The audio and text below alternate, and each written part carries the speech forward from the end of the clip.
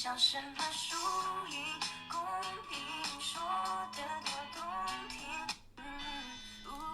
像什么输。Good morning, good morning, good morning. Mwadzuka bwanji mawa wa lero pa 2 January lachisanu. Ine ndadzuka bwino. It's me, Nesta, the black teacher.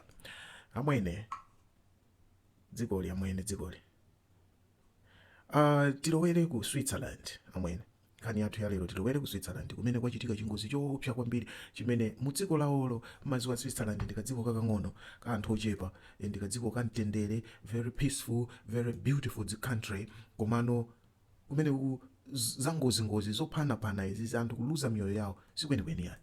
Ndiye ngozi imene iyi ni ngozi yoopsa kwambiri mu history ya Switzerland, kumene kwachitika ngozi ya moto.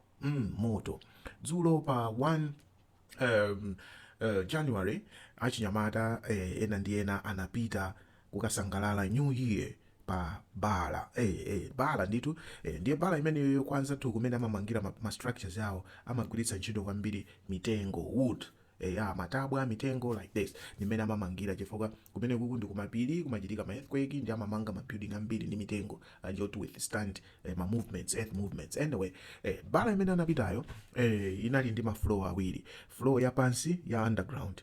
Ndi floor ya underground yo denga lake la wooden, ndikubwera so floor ya pamwamba, first floor. First floor chimozimozi. Ndiye kubala imeneyi matenga anthu pafupi 300 amene amalowa amene mumu. It's like a bar and restaurant. Ndiye dzulo munadzaza amene mmadzadzira pa New Year.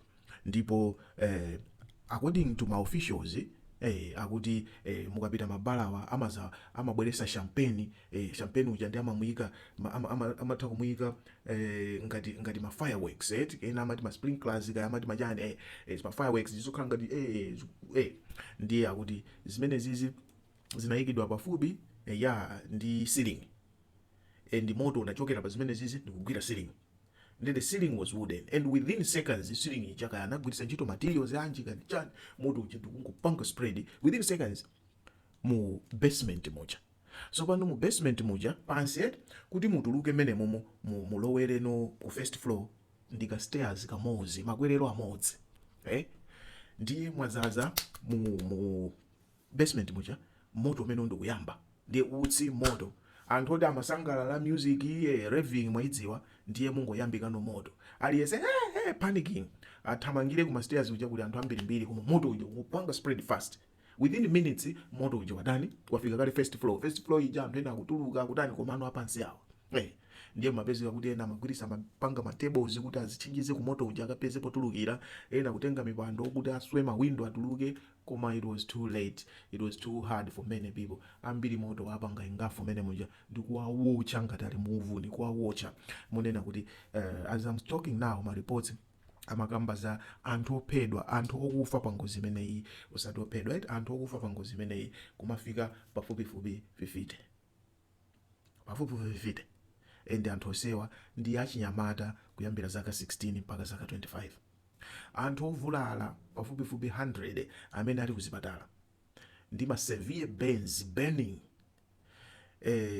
azaka zoyambira 16 mpaka 25.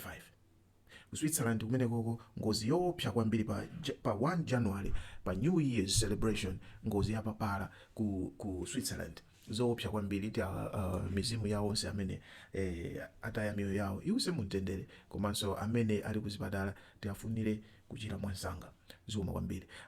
Kwanza tu within minutes moto uja kuti maripoti ta moto uja wayamba, anthu ena ma building ena kuzoona kuti uko mukuchitika moto anathamanga. Within minutes panali ma ambulance ambirimbiri. Within minutes a fire afika kale, koma moto uja it was too much because the structure had a lot of wood. Structure yodini ndi matabwa ambiri, moto umene it was too much, koma panali ma helicopters otenga anthu kuti akapulumutsidwa akatuluka kutenga kuthamangira nawo ku ICU kuzipatala.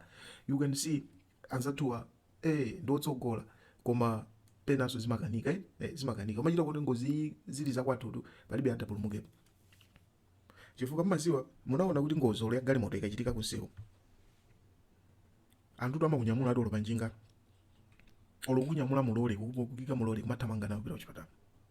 We don't have first responders, we don't have first aid people. Ajonena kuti ngati wanza tukumakhala ma paramedics Mwaona ku Nigeria kuja Anthony Joshua uja anzake atisiya ali pomwepo agonekedwa pa ground mitembo matupi awo ali lifeless. Anthony Joshua uja kutulusidwa galimoto akuyima kuyenda eka palibepo paramedic, no paramedic. Sisi jazoti kwatulukira magalimoto abwera achipatala ankhazika apa kuti asayende mwina hata kukhala kuti ali ndi ma injuries inteno akuoneka kusana vulali kuma ma injuries inteno achipatala obwera kuti khala apa chani kenaka antenge zero amwene kwerani iyi amwene tipite kuchipatala. That's the struggle. Ife mwina sitimazindikira kuti it's a problem, koma ndifa choti sitinaone zabwino sitikuziwa mmene zimayenera kukhalira. Amwene ngozi zija anthu ambezeka kuti anapulumuka uyuyu akanakhala kuti aparamedic anabwera uyuyu amwene uyuyu moyo akanakhala nawo, koma wapulumuka ni moyo watuluka pa galimoto paya ndi akunyamulidwa ati akuthamangira ku chipatala cha boma akukwezedwa mu chigalimoto china mulibemo wechipatala wina aliyense kuti anganthandiza angampange stabilize. Maso achipatala chamatha kumukomola munthu kuti ampange stabilize kuti uyu tikamusiya chonje tingompanga kumbaya kenaka tithamange naye kuja kuno tikampange stabilize azazisimuka. Kumakhala ma technique ambiri achipatala chani madolo kwambiri kuseva moyo amakhala ma technique ambiri, koma ngati tachedwa palibe chimene achipatala angapange chifukwa akutenge kunsewu kuja ngozi yachitika ndi akalowe nawe kuchipatala. Ndikuchipatala mazizo waso kuchipatala kucha kuti wafika pa gate wafika pa reception pabwere chi stretcher chikutenge akanene kuti ufike ku emergency kuja kuli ndani adokota adayimbire phone anesi dada iwe uli pamene pajapo zizonena kuti 1 hour imene iyi before kuchosa ku ngozi kuzafika poti uthandizidwe 1 hour iyi you can live or die. Anyway, 2026, can you be merciful on us? Lord have mercy. Sikwambia tidikire nkhani zina